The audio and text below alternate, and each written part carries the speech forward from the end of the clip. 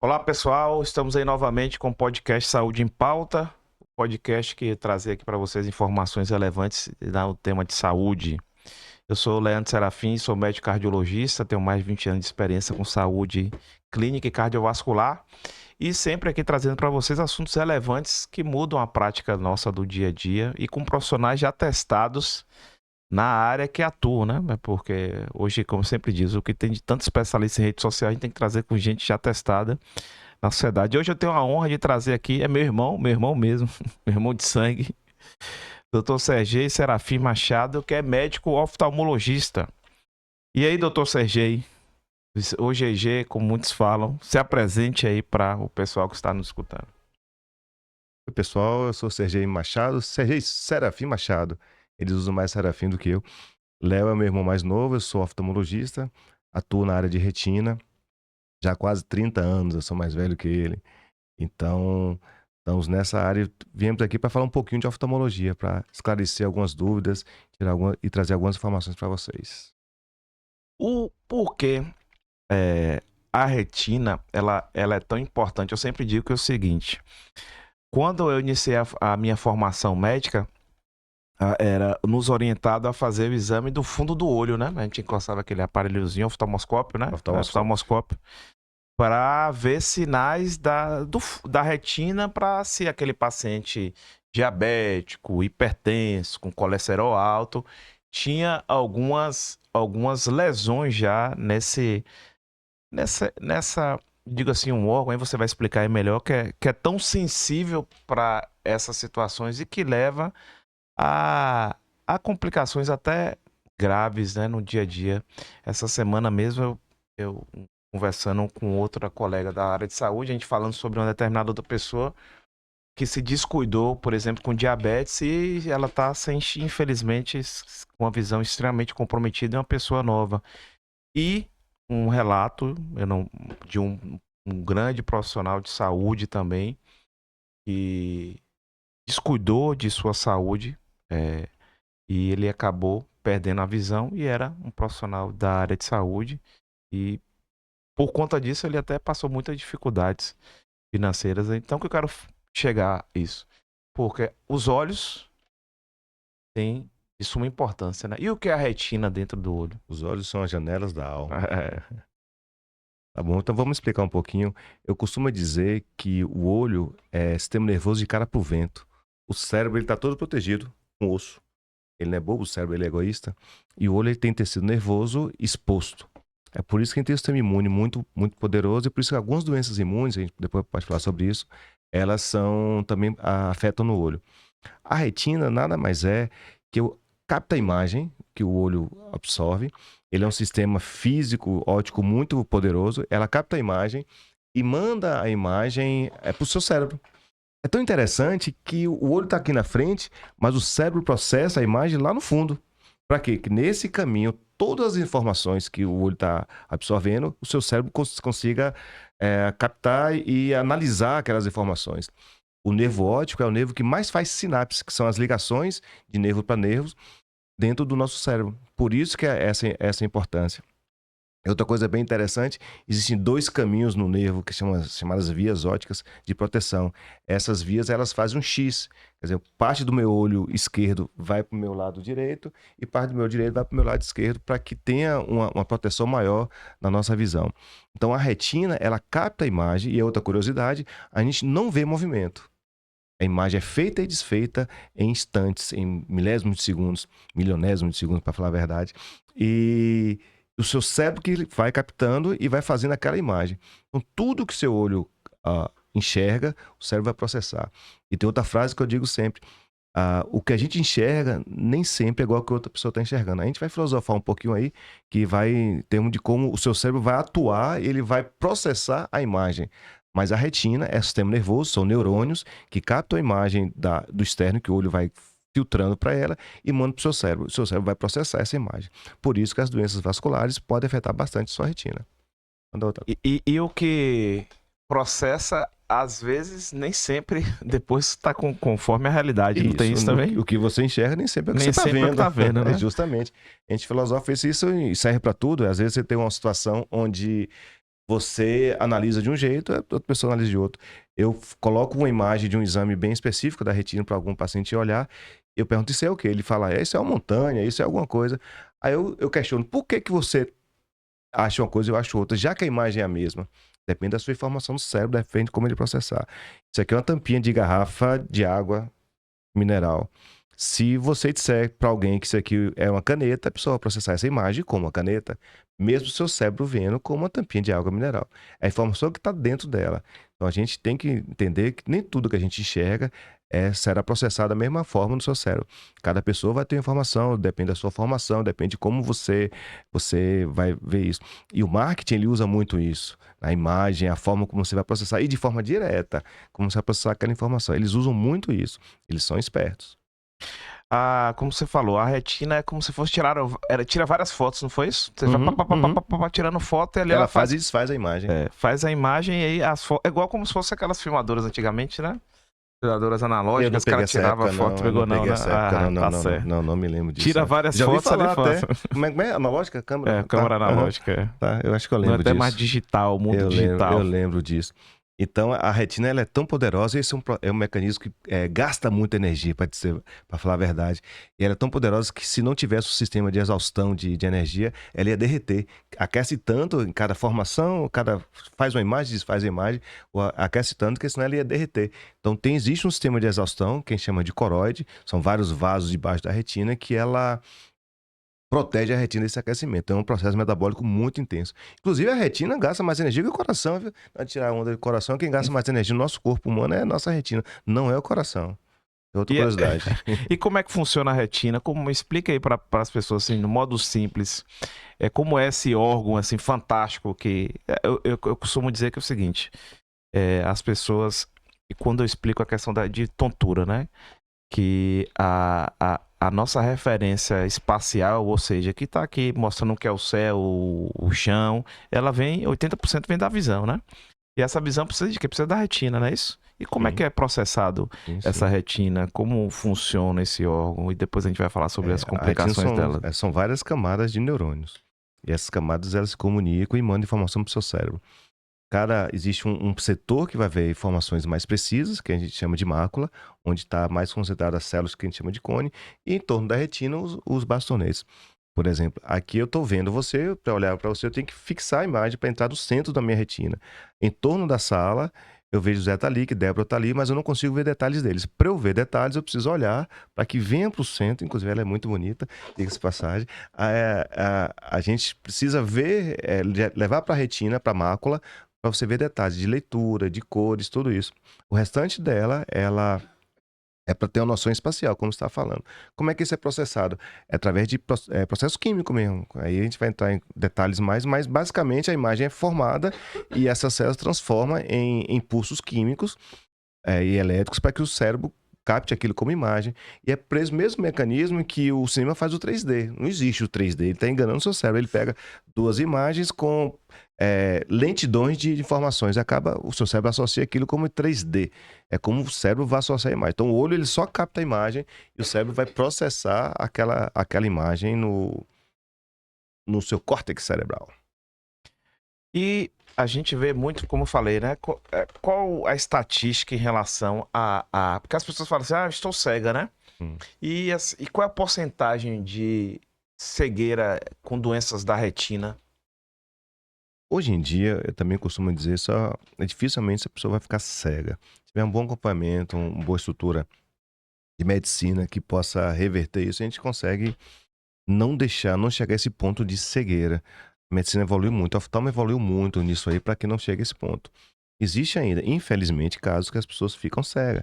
Isso, na maioria das vezes, porque são pacientes que não cuidaram direito, às vezes tem pessoas que não tiveram acesso à medicina de ponta, não tiveram acesso a tratamento de ponta, mas hoje em dia é muito raro acontecer você perder visão. Inclusive, hoje a gente já pode falar em reversão de cegueira. Existem casos que a gente consegue reverter pessoas que não enxergavam e voltarem a enxergar. Então, na medicina moderna, a chance de chegar à cegueira é muito rara, muito difícil mesmo. Vamos aí falar um pouquinho sobre a doença que gera impacto na saúde como um todo, né, que a gente chama de doença sistêmica. O que é a doença sistêmica? É a doença que atinge vários órgãos, né? Por exemplo, a diabetes. Então, a diabetes, a gente sabe que diabetes tem vários tipos, mas o mais conhecido é tipo 2, que é o mais comum, e o tipo 1. Como é que é a retinopatia diabética? E é importante para você que tem diabetes acompanhar, porque é algo muito sensível, onde o paciente diabético o paciente diabético deve fazer acompanhamento de sua retina e com médico especialista em retina. A diabetes é uma doença vascular. Isso é muito importante. O que acontece é que toda vez que o açúcar sobe, toda vez que o seu açúcar sobe, ele se transforma em substância. Na verdade, na tentativa de corrigir o excesso de açúcar. Como a gente falei mais cedo, a retina são neurônios, então o açúcar ela entra livremente, não precisa da insulina para entrar na retina. Então, na tentativa de corrigir esse açúcar muito alto, ele transforma em uma substância que é tóxica, que é um álcool. E essa substância, ao longo do tempo, vai destruindo os vasos. Esse vaso vai ficando fininho, formando como se fosse uma laranja de pneu, que a gente chama de microaneurisma.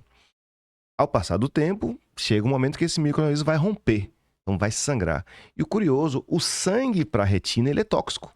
A retina ela não pode ter sangue em cima dela. Ele vai se transformar, ele transforma algo tóxico para a retina e destrói esses neurônios que a gente estava falando. Então, o descontrole, o não controle do diabetes, levando a essas hemorragias ao longo dos anos, e essa é a coisa muito importante. Eu tenho uma paciente minha que é diabetes tipo 1, na verdade, e que ela é altamente controlada, já acompanho ela há mais de 20 anos. Se ela assistiu o podcast, ela vai saber de quem eu estou falando. E que ela não tem nada na retina. Não tem nada. Por quê? Ela é altamente disciplinada com a diabetes dela. Então, se você não controla... Aliás, eu falo também isso. Todos nós temos que controlar o açúcar, não só o paciente diabético. Para evitar a ingestão de açúcar em alta quantidade. Porque ele vai trazer algum dano para você. Então, essa lesão na retina, ao longo do prazo, vai dando hemorragias. Aí, na tentativa de corrigir a hemorragia, o cérebro a retina vai criar agora um vaso novo. Aquela área está com pouca circulação, ela vai criar um vaso novo, que a gente chama então de neovaso. Só que ele não consegue criar um vaso de 50 anos, de 60 anos. Ele vai criar um vaso de um embrião. Então, imagine vocês um vaso de um embrião dentro de um corpo de 50 anos. Ele não vai resistir. Ele vai estourar. Se estoura, a gente tem o quê? Mais hemorragia. Se tem mais hemorragia, mais sangue na retina, mais toxicidade para ela. Então, isso é um processo que dura anos e que, no acompanhamento, tendo médico especialista, hoje a gente consegue barrar isso, para não chegar no último estágio, que são esses neovasos, essas grandes hemorragias que acontecem. Claro que, infelizmente, ainda chega para a gente pacientes nesse nível e descuidaram. Enfim, eu conto outra história também interessante de um paciente meu que ele chegou com a diabetes dele controlada, tudo bonitinha, coisa pouca. E ele sumiu 1 ano e meio. 1 ano e meio ele voltou praticamente cego. E eu achei estranho ele vindo carregado pelos filhos. E eu chamei e perguntei ao filho o que foi que houve com ele. Ele estava bem há 1 ano e meio atrás. E aí o filho explicou, ele chutou o pau da barraca. Começou a perder noite, a beber, a comer tudo que vinha. Entrou em um processo que ele não quis mais, desistiu de cuidar, ele não quis mais viver, enfim, alguns problemas familiares. E aquilo fez com que a doença avançasse de forma muito rápida. Mesmo nesse estágio, tem como a gente tentar reverter ou segurar a doença. Então, pode falar. Não, pode continuar. Então é isso, o controle, o início da doença, o médico detectando ela inicialmente, tendo controle, eu peço sempre para os pacientes voltarem de 3 ou 4 meses, paciente diabético, para que eles não tenham nenhuma dificuldade, não tenham nenhum avanço na doença. É o primeiro sinal de avanço, a gente tem que corrigir. E temos hoje em dia um arsenal de tratamento terapêutico para que a gente não deixe a doença avançar no paciente. Existe um sinal que o paciente com diabetes possa identificar? Porque a gente sabe que o certo seria que ele fizesse de forma preventiva, né? Que fosse no oftalmologista, que fosse no cardiologista, mas a gente sabe que a grande maioria não faz isso. Mas qual seria o sinal de alerta? Não, aqui já eu devo procurar um oftalmologista, especialista em retina, o mais rápido possível. O corpo humano ele é formidável, né? A gente tem fígado para 10, coração para tantos. Então, a pessoa vive só com o pulmão, vive só com o rim. Para que tenha algum sinal na visão, já foi prejudicado muito a retina dele. Para você ter ideia, o paciente com glaucoma, ele só começa a ter algum sinal do glaucoma visual depois de perda de 75% do nervo. Então, o nervo vai aguentando, a partir de 75% da perda do nervo, que ele começa a ter algum sinal e que ele não percebe, só fazendo algum exame. Então, a retina também tem esse problema. A grande questão é que a pessoa não percebe, ela não vai ter algum sintoma inicial. Quando já tem um sintoma de baixa de visão, já tem no mínimo o que a gente chama de edema de mácula, que é a parte central do que a gente estava explicando, onde ela começa a ter sangramentos ali, as hemorragias dentro da retina. Aí ele começa a ter uma baixa de visão, a visão turva e tudo, e vai questionar o médico, vai no oftalmologista, e se o oftalmo também não estiver atento, vai passar despercebido. Então tem que ter muito cuidado. O ideal é sempre a prevenção, não tem jeito. Se deixar para esperar os sintomas chegar, a doença já está mais avançada, é muito mais complicado para a gente. É o que é dito assim nas entidades de diabetes, né? Tanto brasileira como americana, é que o diabetes tipo 2, logo diagnosticado, você diagnostica diabetes tipo 2, faça o exame da retina, né? E o diabetes tipo 1, em torno de 3 a 5 anos de diagnóstico, também fazer o problema. Mas, na verdade, a gente sabe que assim, desde o começo é bom, não é isso? É desde o início. Desde o início. Teve o diagnóstico. Desde o início, claro. Porque é bom que já acompanha já como é que já tá a retina, como já tá a informação. E hoje a gente fotografa, tem um arsenal de diagnóstico muito, muito potente. Você fotografa, tem como você acompanhar o paciente. E, inclusive, o computador, hoje em dia, tem inteligência artificial, ela consegue detectar algumas coisas que o olho humano não vê. Então, não há porquê você não cuidar. É diabético, tem que avaliar a retina. O olho é o órgão mais afetado pelo diabetes. Mais que o coração, mais que o rim. Então, o olho é o mais afetado, indiscutivelmente. E ainda tem outra coisa interessante, o olho caminha junto com o rim. Se está prejudicando o olho, está prejudicando o rim também. E vice-versa. Então, a maioria dos meus pacientes estão caminhando ou fazem hemodiálise. Então, tem que ter muito cuidado, não só com o olho, como todo o corpo. É uma doença sistêmica, a diabetes é uma doença sistêmica.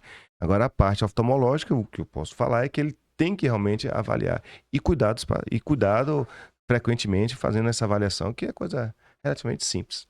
É o que a gente costuma, assim, quando o paciente ele já é diagnosticado com a retinopatia, né, doença retinopatia diabética, a gente como cardiologista já sabe que ele já tem ali com certeza doença renal, já porque é a mesma alteração da microcirculação, né, que ele começa, o começo é os vasos finos do olho, vasos finos do rim, e aí a gente tem um cuidado muito especial, porque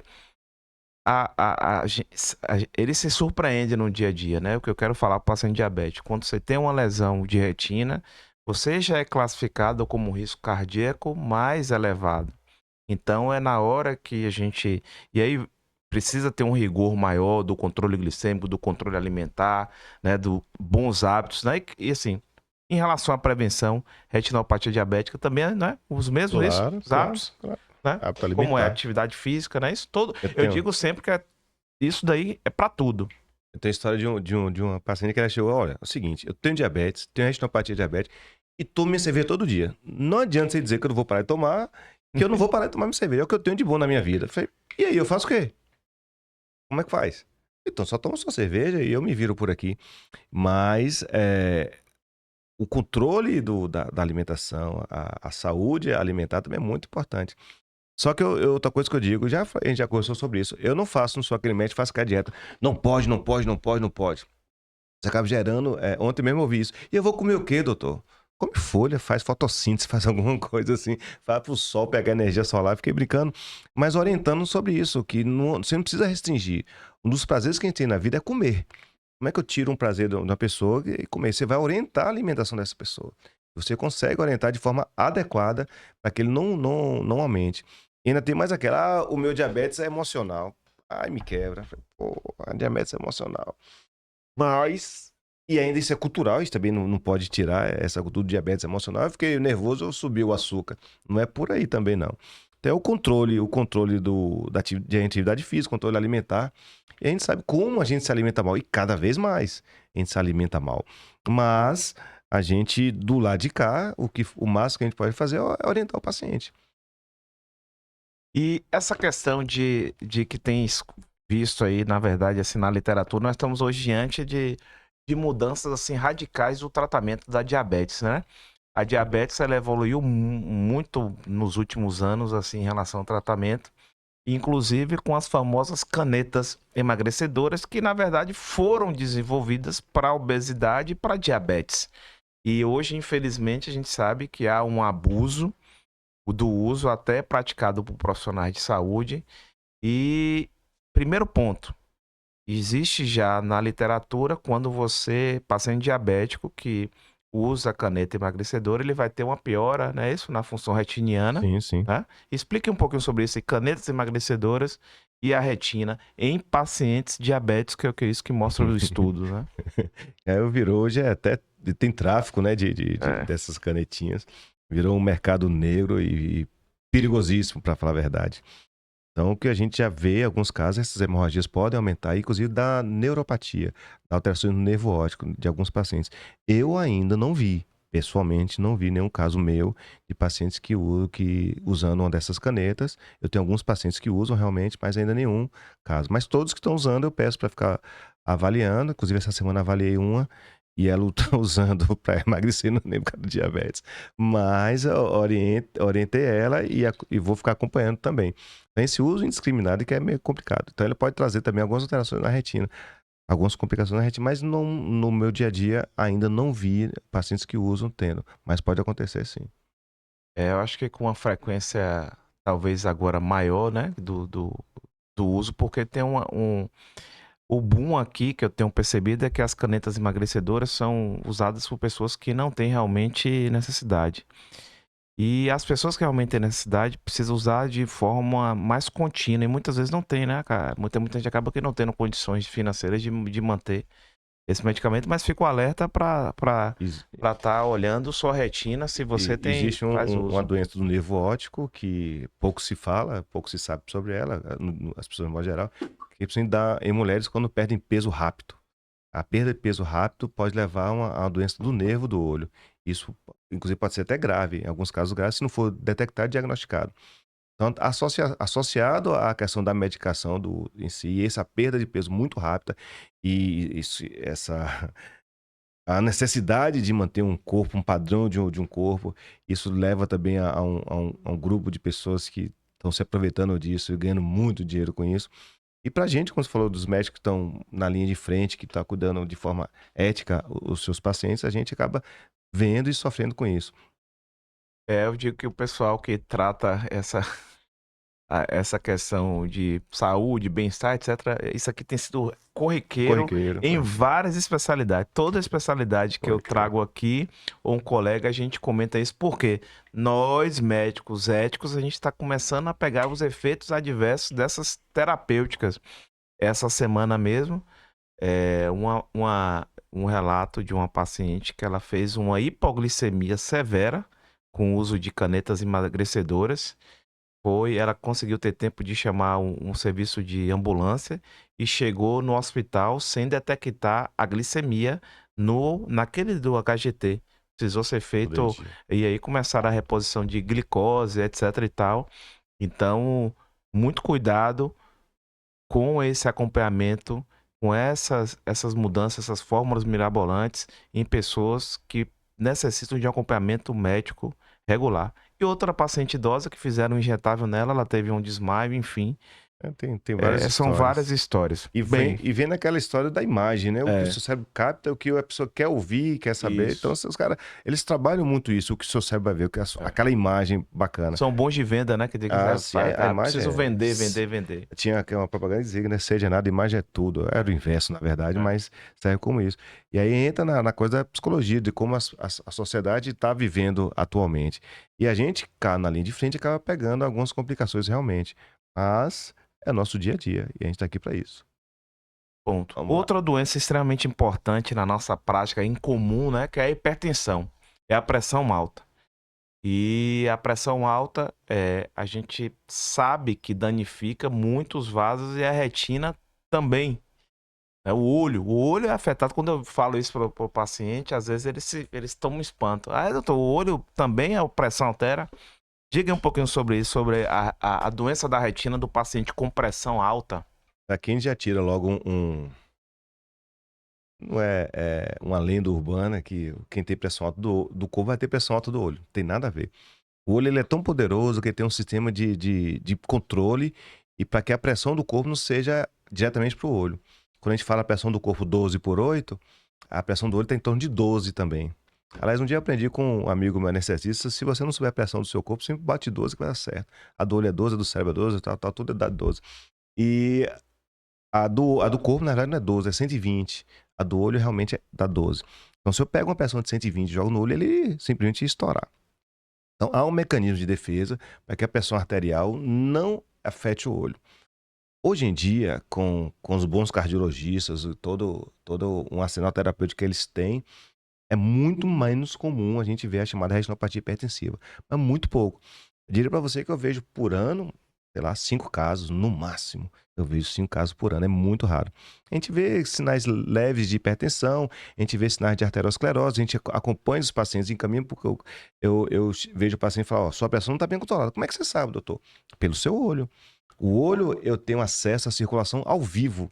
É o único órgão do nosso corpo que eu tenho acesso à circulação ao vivo. Então, se ele tiver com a circulação ruim, eu vou detectar. Basta eu olhar o fundo do olho dele que eu vou estar vendo lá as artérias e as veias, que são artérias e venas, mas que eu vou estar vendo a circulação se está boa ou se está ruim. E se ele vai ter chance. Tem uma história bem curiosa de um rapaz pedido para avaliar ele com 48 anos. E aí eu avaliei e tal, ele tinha vindo de viagem, eu pedi para ele, rapaz, você vai para o cardiologista de forma mais rápida. E encaminhei ele só pelo exame de fundo de olho. 6 meses depois, ele foi ao consultório e foi me agradecer. Me contou a história. Nesses 6 meses, ele estava prestes a infartar e ter um AVC. Se não fosse a detecção no consultório do oftalmologista, ele poderia, jovem, ter infartado e ter tido um AVC. Então, deu tempo para que ele tratasse e ele chegasse antes da doença, pelo exame simples, que vê olhar a retina. Então, na retina, a gente tem acesso à circulação, a gente tem acesso para ver como está o vaso. E no nosso a gente chama de lâmpada de Fendel, para ele que examina os pacientes, a gente consegue ver até as hemácias circulando dentro dos vasos sanguíneos. Isso é bem interessante. Não serve para nada, mas é bem interessante de ver. Mas a circulação interna do olho, eu gosto de mostrar as hemácias passando quando tem um estudante de medicina, alguma pessoa assim curiosa. Mas a circulação interna do olho, ela é interessante para você detectar se tem algum risco maior de ter um infarto, um AVC. Inclusive, hoje, através do olho, eles também detectam com antecedência Alzheimer. Exatamente. E vamos lá. Como já citou sobre a demência de Alzheimer, como é isso, a detecção pelo olho da demência de Alzheimer? A gente acabou de falar que o olho é sistema nervoso, né? Sistema nervoso de cara por vento. Então, tem um exame que ele vê detalhes da retina, vê essas células nervosas. Então, a gente consegue detectar perda de células nervosas. Então, ali, quando você começa a acompanhar o paciente, vê que está tendo aquela perda, sem maiores explicações, você fala, esse paciente pode ter Alzheimer. Inclusive, recentemente, próxima à família, uma senhora que era paciente minha, que hoje está com Alzheimer, eu tinha detectado já há um tempo e tinha alertado a ele sobre isso. Veja que a gente tem transcorrido aí, são as grandes doenças que têm acometido, né? Diabetes, hipertensão, a demência, que hoje é um grande problema, E cada né? vez mais cedo. Cada vez mais cedo, cada vez mais cedo. A gente ia, assim, inclusive,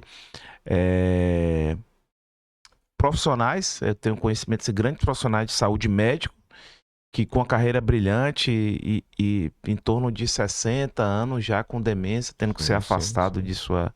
Que é algo, acho que a medicina ainda precisa avançar, né? A gente detecta, mas ainda o tratamento que vem em relação a hábitos de vida e etc. Várias e tal. teorias, né, sobre Alzheimer.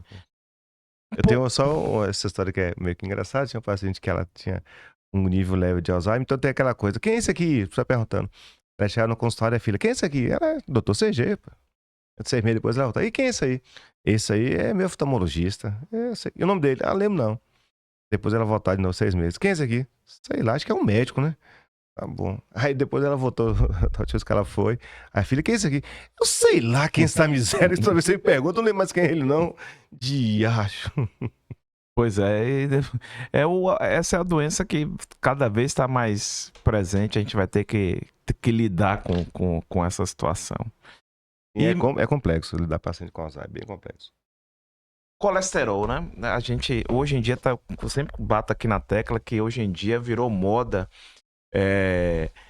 de rede social e vários profissionais de saúde dizendo que colesterol não precisa ser tratado, que não causa nada.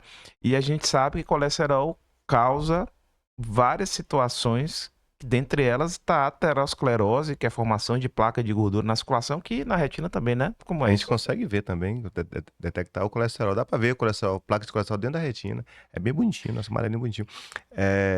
Claro que causa. A gente tem impacto, existe doenças da circulação da retina que foram causadas por uma placa que desgarrou e fez a hemorragia ou a isquemia no olho. Existe. No exame, a gente consegue detectar essas placas de colesterol dentro do olho. E é claro que você tem que orientar o paciente a esse controle. Existe uma outra doença chamada hialose asteroide que tem colesterol que cai dentro do olho. São vários cálculos de colesterol fica dentro do olho boiando, não impacta na visão, mas é um dado até curioso. E os pacientes falam, doutor, tem colesterol dentro do olho? Eu falei, tem. E também não está associado à alta do colesterol do sistêmico, né? Mas, claro que é importante o controle do colesterol, isso é fundamental. Eu gosto sempre de frisar, porque assim, a gente, na prática do dia a dia, temos grande dificuldade porque ninguém vê. O colesterol ninguém tá vendo. E aí um monte de gente aí em Eu rede vejo social, na retina. só o oftalmologista que vê. Pois é, o oftalmologista que tem que mostrar. Eu Porque vejo. e o paciente não vê, ele não tá tendo Sim, coisa sim. prática de que aquilo ali tá aumentando. Porque assim, a glicemia ele tem como medir, né? Mas e virou moda hoje dizer que você tem que manter o colesterol alto. Só que a gente que é médico que tá tendo responsabilidade com o paciente, como é, a gente vê um paciente tendo um problema do olho, né, um problema de placa de carótida. Então é o seguinte, colesterol traz inclusive problema pro seu olho. Então trate, procure um médico que tenha conhecimento sobre colesterol. Você vai lembrar que é da carótida, primeira artéria que sai vai pro olho direto. Então, uma Exatamente. placa pequenininha, ela vai lá o primeiro caminho mais curto, onde é o olho. Aí são duas doenças vasculares causadas no olho, que a gente chama de oclusão da artéria da retina e oclusão da veia. A oclusão da artéria é extremamente grave. Se a gente não corrige em 24 até 48 horas, mas dá 24 horas, a pessoa perde a visão. Já tive casos assim que são assustadores e infelizmente a gente tem muito o que fazer não, porque já chegou depois do prazo. Isso aí. Inclusive, assim, seguindo de alerta sobre essa polêmica de colesterol que ficam mentindo, essa situação de uma paciente ficar cega do olho pro colesterol, eu tive nos últimos 6 meses para cá, de uma placa de carótida, um colesterol não controlado que entupiu um vaso do olho. O olho e é irreversível, é uma cegueira irreversível, porque Então, destrói os neurônios todos e a pessoa fica sem enxergar. veja isso E daí. eu vejo cada vez em pacientes jovens. O último caso que eu tive de um rapaz de 41 anos. O que se pode fazer para, por exemplo, prevenir as doenças da retina? Além que você falou, a visita, mas o que a oftalmologia evoluiu para trazer conforto aos pacientes? Que a gente cuida do paciente, que tanto aquele que se cuida como com o que não cuida, né? A gente tem tratamento para os dois. Como nossa avó dizia, a Ave Maria, melhor prevenir do que remediar. E a prevenção é o melhor caminho, não tem como. Então, qual a forma? A visita frequente ao oftalmologista não é difícil, nem caro. E fazendo tratamento preventivo, eu costumo brincar. Eu quero que você cuide, não estou preocupado com você, estou preocupado comigo. Você vai me dar trabalho depois. Essa paciente minha que fumava aqui só, e ela dizia que não ia fumar. Aí eu falei, não, eu quero que você largue de fumar pro meu bem, não é por você não. Porque eu tenho certeza que vai chegar para mim muito mais complicado do que você já tá, se continuar fumando. O curioso, ela também vai saber do que eu tô falando, que ela, quando largou o cigarro, ela fez todo um ritual e me mandou o vídeo. E já tem 2 anos que ela não fuma. Esses 2 anos realmente teve uma melhora de visão. Então, essa prevenção, o hábito de vida, o básico, todo mundo sabe disso. Comer bem, se alimentar bem, ser feliz. Algumas pessoas falam, doutor, você precisa de quê? Eu preciso ser feliz, que você seja feliz. A saúde mental. Então, para que você tenha uma boa saúde mental, você precisa ser feliz. Você precisa viver. E sair dessa coisa de rede social, daquela felicidade utópica da rede social, onde ninguém é triste, ninguém tá infeliz. Sai dessa bolha. A gente precisa viver, precisa curtir a vida, curtir sua família, curtir as pessoas que você gosta, tá do lado. Esse bem-estar, a gente já é provado, não sou eu que estou dizendo, nem Léo está falando sobre isso, isso melhora muito no tratamento. Tem casos de pacientes que eu não fiz nada, eu só aconselhei ele ao bem-estar. Viva melhor. Faça da sua vida algo melhor. Se você fizer isso, você vai estar me ajudando no tratamento. Melhora muito. Boa parte das doenças estão associadas a estilo de vida, ao que a pessoa leva de hoje em dia, a solidão e tudo isso que as pessoas fazem. E a rede social, ela potencializou isso. Por um lado bom e também tem um lado ruim. Então, eu peço sempre aos pacientes, vão viver. Aí eu ainda brinco, falo, desde que eu me preocupo com você.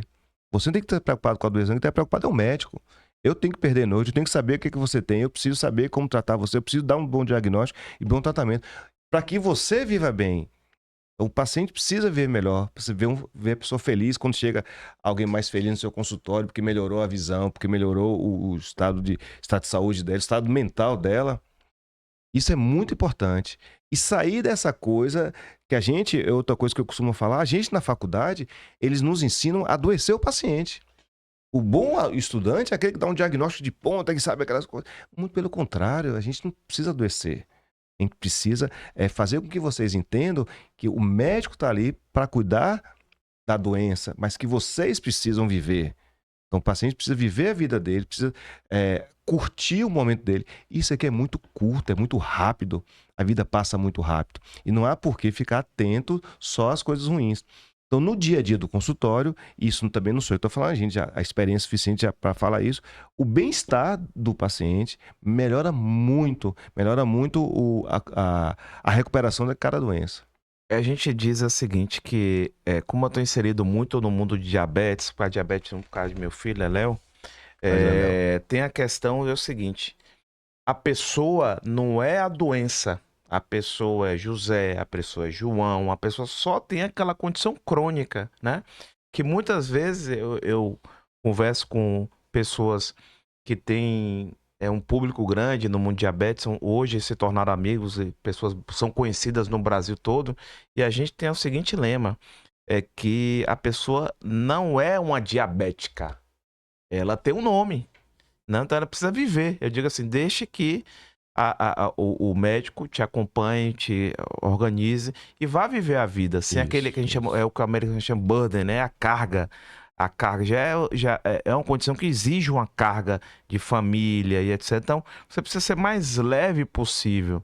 Nós não precisamos rotular pessoas com doença. A gente precisa entender a pessoa como ela é, né? E viver o bem-estar. Deixa que a gente resolve, viva o bem-estar. Viva a sua vida de forma mais tranquila. Uma piadinha de corredor lá na clínica, que a gente fala, doutor, o senhor não é médico, não, o senhor é fuxiqueiro. O senhor sabe da vida de todo mundo. Mas eu preciso saber da vida das pessoas. O que ela faz, como ela é, para que eu entenda melhor, para que eu possa ajudar melhor. Aí eles ficam dizendo, você é fuxiqueiro, isso sim. Conhece todo mundo pelo nome, conhece os familiares, conhece a profissão. E é importante, às vezes, alguns se assustam. Pô, como é que o oftalmo está perguntando o que eu faço da vida? O que importa para ele isso? Claro que importa. Claro que importa. Me diga aí pra gente sobre essa doença de retina que se chama degeneração macular relacionada com a idade. O que é e como fazer essa monitoramento? Como é o nome?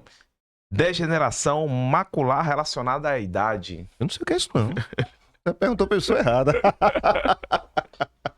Tô fora. Próxima pergunta. É a doença da retina da idade. Hã? Doença de retina da idade, que tem risco, não causa nada. A degeneração macular, na verdade, é uma doença genética. Tem que ter um gene para ter a degeneração macular e faz parte do envelhecimento da pessoa. É uma doença muito prevalente, claro, as pessoas vivem mais, envelhecem mais. E hoje também a gente consegue detectar de forma precoce para que a pessoa não chegue a certa idade com essa doença. Nada mais é, a retina, como eu falei, ela tem toda uma proteção e ela tem um mecanismo de limpeza do que ela produz, do que ela tira. Com a perda de alguma dessas células que fazem essa limpeza da retina, começa a acumular sujeira. Essa sujeira vai acumulando dentro da retina.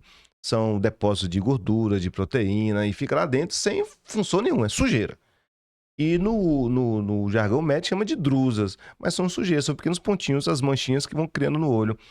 Essas drusas, essa sujeira que vai ficando, ela vai acumulando e vai aumentando, e vai destruindo as células saudáveis. A ponto de criar, vem de novo aquele mecanismo de criar um vaso ali novo, de tentar remodelar, aí sangra. E de novo, sangue é tóxico para a retina. E novamente, eu não posso deixar sangue lá dentro. Mas já existem medicações que a gente consegue combater isso, chamada anti-angiogênico, quer dizer, anti-nascimento de novos vasos. Então a gente aplica nesses pacientes para conseguir corrigir essa hemorragia. E hoje em dia a gente já consegue chegar um pouquinho mais em casos mais avançados, que já tem cicatrizes no olho, a gente consegue melhorar um pouco isso. Então, também, mais uma vez, a prevenção ainda é o melhor negócio. Existe como a gente prevenir a degeneração macular, como é o nome mesmo? Relacionado à idade. A idade. Então, a DMRI, que a gente chama, tem duas formas. Uma forma que é seca, que não tem a hemorragia, e a forma exudativa é ter hemorragia. Essa forma exudativa é que tem hemorragia, ela é a mais grave de todas, porque o sangue é tóxico. Acabei de falar isso para vocês. Então, a gente tem que tentar evitar que chegue nessa forma grave. Um dos não vai sair, não. O potencial, que aumenta o potencial de risco para essa doença é o sol. A gente pede para evitar. Eu falo, o sol é seu inimigo. Como assim? Você evita a exposição ao sol. Ele causa esses danos na retina. Tem uma história curiosa. Uma vez apareceu uma santa numa árvore lá. Se eu não me engano, foi lá para Santa Catarina. Enfim. E as pessoas então foram ver a santa nessa árvore. Só que esqueceram que atrás da árvore tinha o sol. Aí, então, eles tiveram a chamada maculopatia solar. A luz do sol, você expõe a luz do sol durante muito tempo, se causa maculopatia solar. É o mesmo alerta que a gente faz, às vezes, quando tem os eclipses solares, né? Então, com esse cuidado, para não ficar olhando para o sol durante muito tempo, porque aquela energia do sol aquece mais a retina e destrói. Então, essa degeneração macular, ela pode ser evitada. Claro, como tem um fator genético, ele fica muito mais potente e dá, às vezes, dificuldade para a gente tratar. Mas mesmo assim, hoje em dia, a gente também tem vários recursos terapêuticos e diagnóstico para degeneração macular, como é o nome? Relacionado à idade. A idade. E o que é descolamento de retina? Você pergunta fácil hoje, não? Causas e tratamento, não. Aqui é só difícil. Rapaz, nossa, aperta o cabra. Maria. Aperta o cabra na parede. A retina é esse tecido nervoso que a gente explicou e nada cola a retina ao olho. Ela é independente, ela fica dentro, o olho é uma bola, ela está aqui dentro e é o líquido segurando ela. Então ela pode soltar. E se a retina solta, desconecta. Acabou toda a conexão com o nervo. Se desconecta com o nervo, a pessoa deixa de enxergar. O que a descolamento de retina é? Eu falei que existe esse líquido dentro do olho, o olho é a bola com líquido dentro, que é o vítreo, que 98% é água. Algumas retinas, principalmente do míope, isso é importante, é outra coisa. O míope tem que estar sempre fazendo a avaliação da retina, sempre. Porque o míope, ele tem um olho maior. E o raciocínio é simples. O olho, ele cresce e a retina, como é tecido nervoso, ela não cresce. Ela vai se esticando para caber no olho grande. Então, como ela fica esticada, ela fica afinada. E esse afinamento da retina pode rasgar. Imagine só que você está aqui, a retina ela rasga com água dentro. Onde tem buraco, a água entra. Esse líquido, então, que vai entrando na retina, nesses pequenos buracos ou alguns rasgos que faz na retina, vão fazer com que ela descole. Aí dá o descolamento de retina. E se descolou, se ela soltou do lugar que ela estava, desconecta. E se desconecta, fica tudo preto, a pessoa deixa de enxergar. Então, o diagnóstico é algo grave, que tem que ser um diagnóstico precoce e de resposta rápida. A gente tem que ter o ideal que opere um paciente com descolamento de retina também um tempo curto, de 24 a 48 horas. Claro que mesmo passando um tempo, dá para você corrigir algo. Mas quanto mais dias a retina fica descolada, mais neurônios são perdidos. A gente bem sabe que o neurônio morre, não nasce mais. A retina, ela se regenera? Não. É neurônio. O neurônio não regenera. Quanto mais especializada seja uma célula, menos a chance dela regenerar. No olho tem, tanto na retina como na córnea, tem células que não se regeneram. Por enquanto. Tá perto disso acontecer. Visão embaçada pode ser problema de retina? Pode, visão embaçada pode ser um bocado de coisa. Esse edema de mácula que eu falei do paciente diabético pode embaçar a visão. Mas hoje o caso mais comum da visão embaçada no paciente mais idoso é catarata, né? Catarata é um caso importante de visão embaçada. E do jovem, que a gente vê hoje em dia, o excesso de telas, esses jovens as crianças e os jovens adolescentes, eles estão se miopizando, ficando cada vez mais míopes. Um dado curioso, essa semana teve isso hoje em dia é frequente, você olha para um rapaz, um olho tá míope e o outro não. Aí eu dou meu celular para ele, pega meu celular para você ver. Aí quando ele pega o celular, ele puxa mais pro olho que tá mais míope. Aí eu uso o celular assim desse jeito. Aquela forma dele tá usando o celular, tá miopizando um dos olhos só. Isso eu descobri há um tempo atrás, quando não tinha nem tanta internet assim, uma paciente que eu já acompanhava e ela chegou para mim com um grau muito forte de um olho, só de um olho, do nada. E ela já tinha 40 e poucos anos. Então vamos investigar o que está causando. E investigo, faz exame, não vi a causa.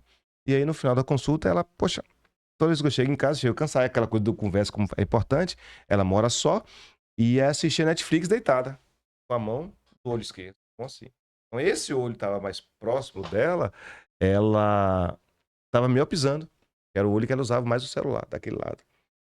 E, então, hoje em dia, a visão embaçada, o míope não enxerga bem para longe, a gente sabe bem disso.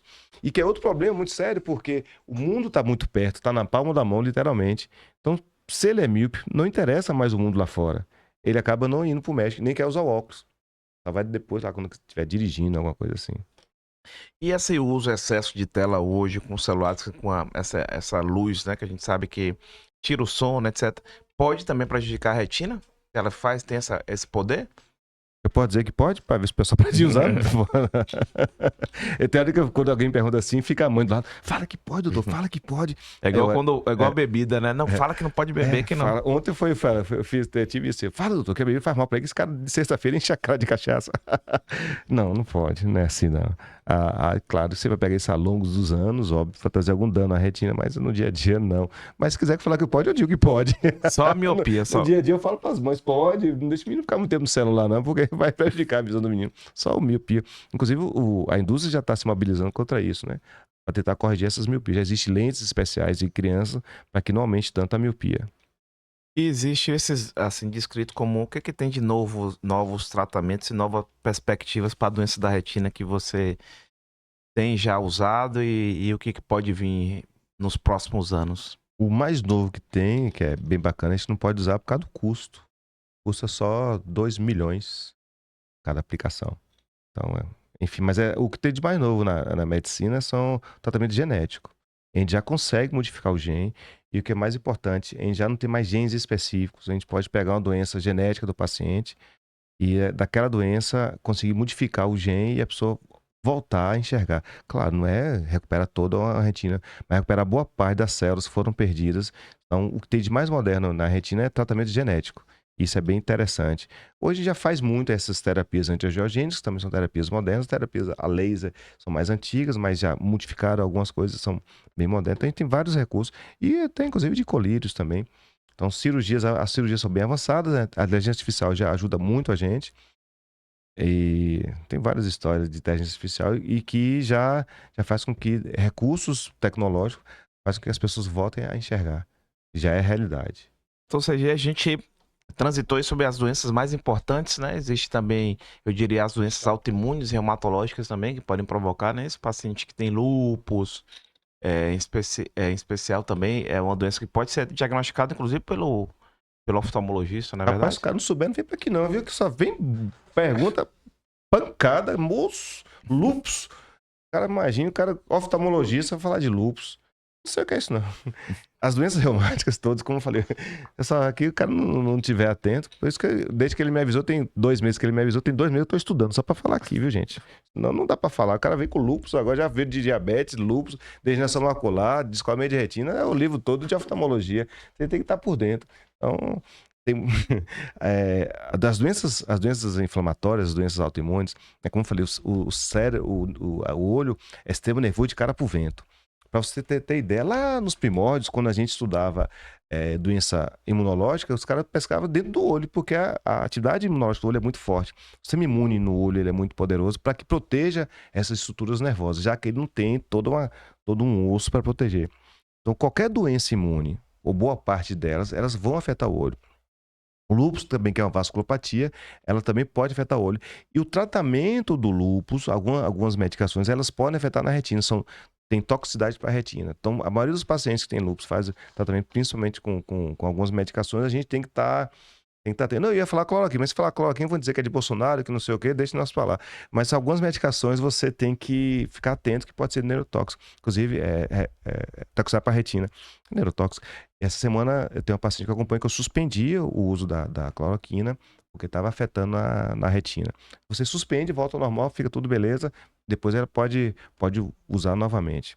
Então, as doenças reumatológicas, elas podem causar a chamada uveíte, que é a inflamação no olho, ou as vasculites, no caso do lúpus. Essas vasculites dá diagnóstico também pela retina. A gente, avaliando a retina, você consegue ver sinais de vasculite, quer dizer, inflamação do vaso.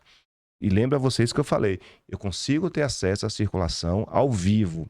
Então, se o médico estiver atento e olhar a circulação do paciente através da retina, eu consigo saber se está com a doença em atividade, se não está, se tem algum outro processo inflamatório. As uveites mais graves, elas inflamam bastante o olho. Então, essas células inflamatórias caem dentro do olho, o que era para estar transparente, começa a ficar turvo. Então, você vai ter muita inflamação dentro do olho, e aí pode elevar a pressão ocular. Infelizmente, a gente vê pacientes que tiveram uveíte e que evoluíram para um glaucoma, que chama o tal do glaucoma uveítico, e a pressão eleva muito e não consigo tratar, ou tratou e não consigo baixar a pressão e perder a visão. Ou a própria uveíte levando ao descolamento de retina. Como eu falei, ela vai ficando ali, inflama a retina, ela rasga e descola. E também leva a catarata. Então, quando fala em uveíte, é um mundo, são várias doenças em um só olho. Mas o médico tem que estar atento às inflamações oculares causadas pelas doenças sistêmicas. Veja que a gente falou várias situações em um órgão extremamente importante, o do olho e a retina, né? Tem algo que você queria comentar aí já nesses segundos e minutos finais que a gente não falou? Alguma situação especial, algum recado que você queira passar para quem a gente assiste? O recado é sempre procure seu oftalmologista. Tenha confiança no seu médico. A relação médico-paciente tem que ser uma relação de confiança. E outra coisa, eu digo, não é que você está indo no médico, está sendo bem cuidado. Tenha confiança no que ele fala, no que ele faz e no que está acontecendo com você.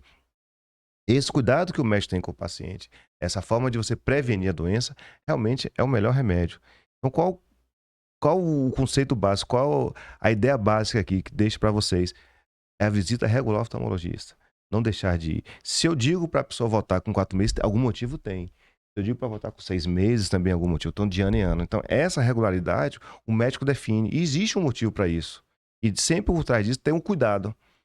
Tentar prevenir para que não chegue a um estágio mais grave. E porque eu quero trabalho pouco, quero trabalho muito não, quero coisa pouco. Só tá tudo bem, vai embora para casa. Não quero dar diagnóstico ruim para o paciente. Não é isso. Então, hoje a gente consegue chegar a um tempo antes da doença, com muita antecedência. Para você ter ideia, no olho eu consigo prever uma doença até com 10 anos de antecedência. Então, não faz sentido alguém chegar com a doença já em atividade. Se eu consigo prevenir, o que foi que aconteceu? Então, a prevenção ainda é o melhor remédio. E como se previne? Um exame básico. Um exame que dura, sei lá, 10 minutos, nem isso tudo. Você consegue fazer uma avaliação adequada de um paciente e consegue detectar com antecedência qualquer risco que ela venha a ter, desde que você tenha uma boa relação e que você ouça o seu médico. E onde é que a gente acha Dr. CG, rede social, o trabalho? Diga aí para os nossos queridos... Assista, não, que você tá... A minha agenda já está para 2 meses, você me quebra. Eu trabalho no DEOC e trabalho na COSB, são as 2 clínicas de oftalmologia que tem aqui em Salvador, de oftalmologia aqui em Salvador. Inclusive, a COSB vai ficar aqui do lado, vai vir já aqui pro lado. E a rede social eu tenho CG e Serafim Machado no Instagram, mas eu uso muito pouco. Não sou muito de rede social, não. Mas eu tô lá também. Mas gosto de participar desses podcasts, essas coisas todas, mas não sou de rede social, não. Então, pessoal, a gente transitou aí sobre doença de retina com o Dr. CG, mostrando a importância que a gente necessário fazer a avaliação da nossa saúde, principal nossos olhos, né? Tudo que a gente está fazendo, a gente depende deles. A gente pretende uma boa saúde ocular. Então, cuide-se, faça o acompanhamento regularmente, acompanhe com seu médico de confiança, cuidado com as armadilhas de profissionais que se dizem especialistas em rede social e não são. E aí a gente se vê no próximo podcast. Eu queria agradecer, que é meu irmão, Sergi, por estar aqui conosco. Eu digo sempre, cada vez que eu trago um colega médico, eu aprendo também, porque a cardiologia a gente acaba sendo um grande clínico, né, do paciente, e até para encaminhar o paciente para X, Y, Z, a gente precisa ter um conhecimento básico para que as pessoas sejam bem orientadas e até indicar, porque a gente precisa de uma confiança com bons profissionais.